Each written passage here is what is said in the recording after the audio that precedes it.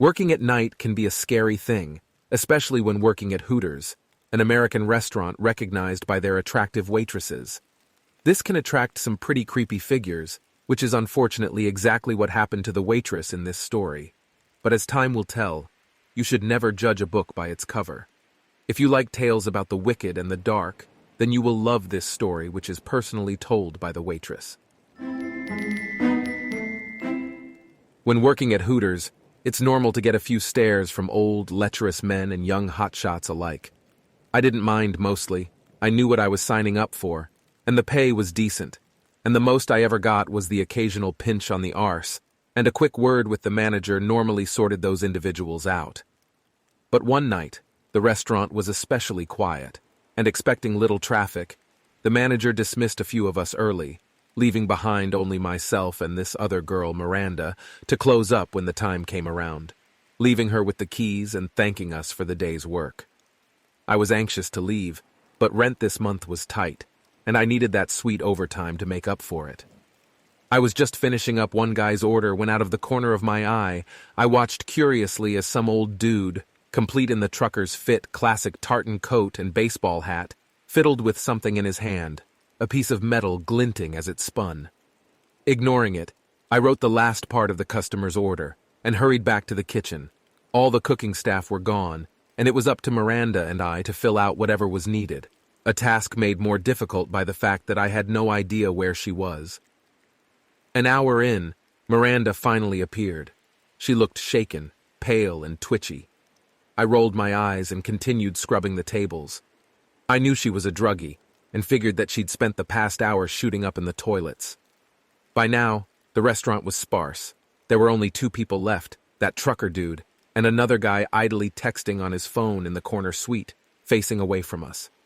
Outside was pitch black, and the clock read 11 p.m., 1 more hour to go.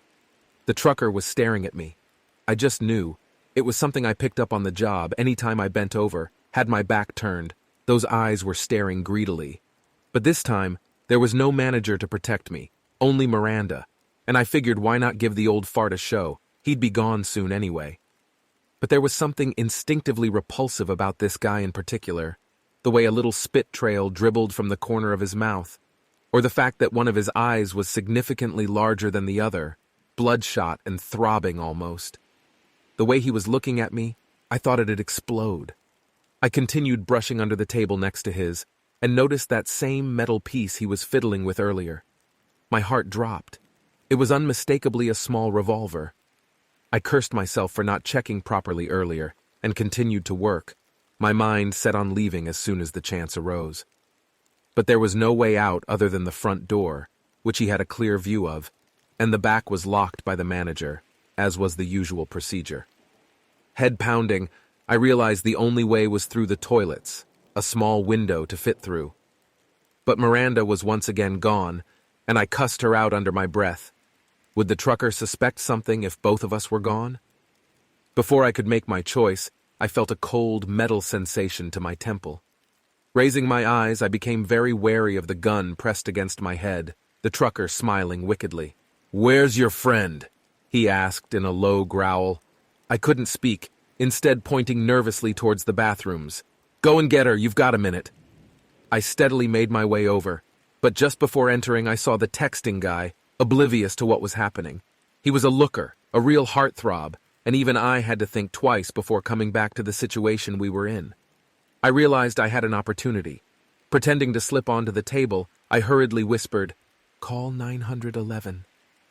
Without waiting for an answer, I recovered and walked into the toilets, unaware of the dismissive headshake he had given me, and the trucker who had risen from his place.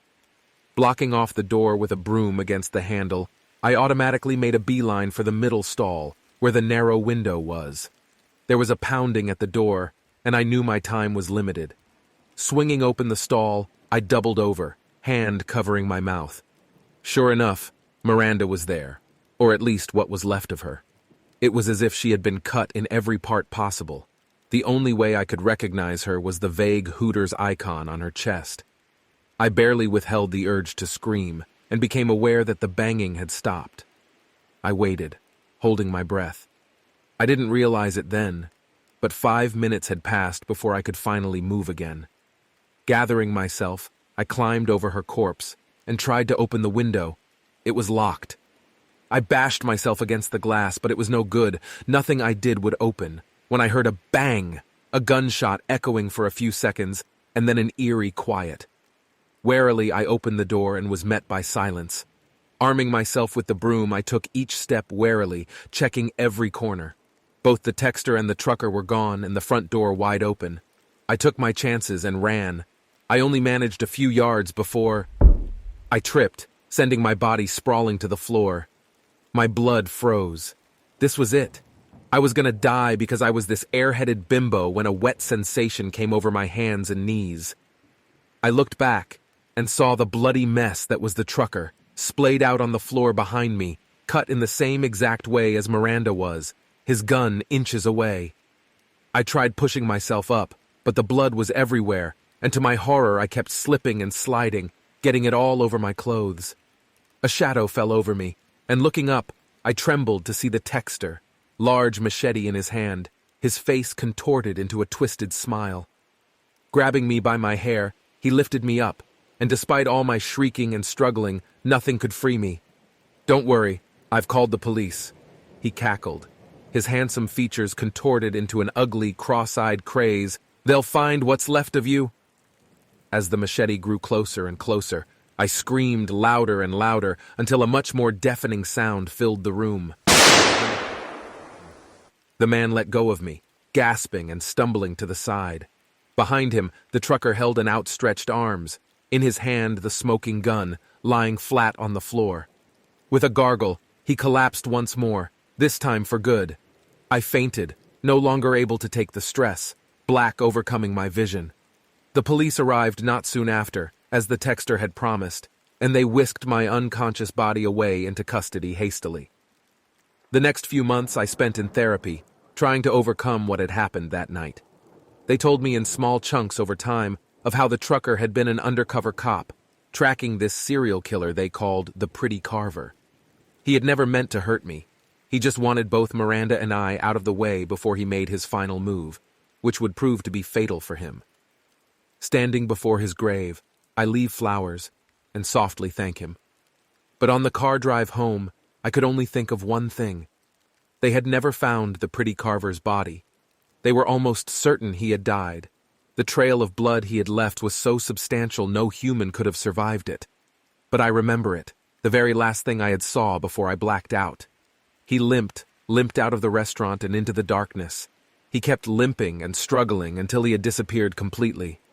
Surely he had died right.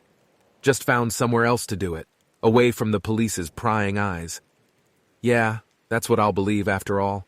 I've got bigger things on my mind now, like how my shift's starting soon. If you enjoyed today's story, be sure to like and subscribe. Otherwise, you will become the next victim.